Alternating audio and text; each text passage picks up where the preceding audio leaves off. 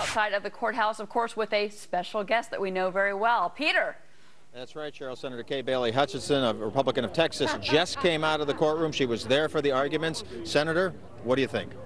Well, Peter, I thought on the severability issue that it was pretty united. I thought Kennedy and Breyer asked clear questions showing that they thought if you take out the heart of the bill, how can you keep half?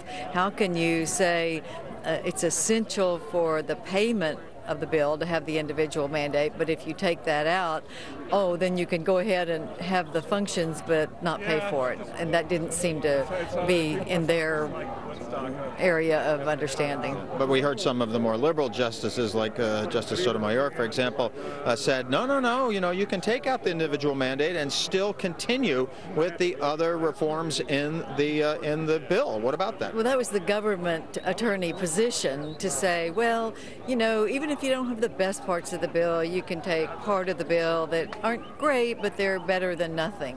And then they started talking about, well, did Congress want that? Well, I think Congress didn't have a severability clause because they know that if you can't pay for it and the heart of the bill is a mandate, and if that's gone, then you really do have to start all over. Yes, and one of the things that the justices look at is the intent of Congress. And in the House bill, there was a provision on severability. The House said yes, that you can break this up into pieces, but the Senate didn't include that, and the final bill did not include that. You think that was on purpose because it was no Republicans voted for this bill, so you think that that's what the Democratic supporters wanted? You have to think so. That is the written law. They obviously know the difference between severability and not having severability. I think it had to be the intent of the Democrats to have the heart of the bill required for the bill to take place, because they realize that if you have no mechanism to pay for it, then how are you going to give the services? It's not tenable. I think Congress made that decision without my vote, but they made that decision.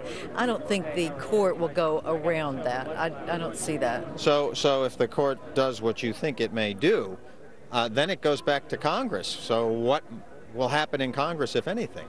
Well, I think then Congress will relook at the whole thing. And of course, we think that we should start all over. We do believe there should be affordable health care available to more people, but not with mandates that are against the freedom that we have in this country and guaranteed in this country. All right.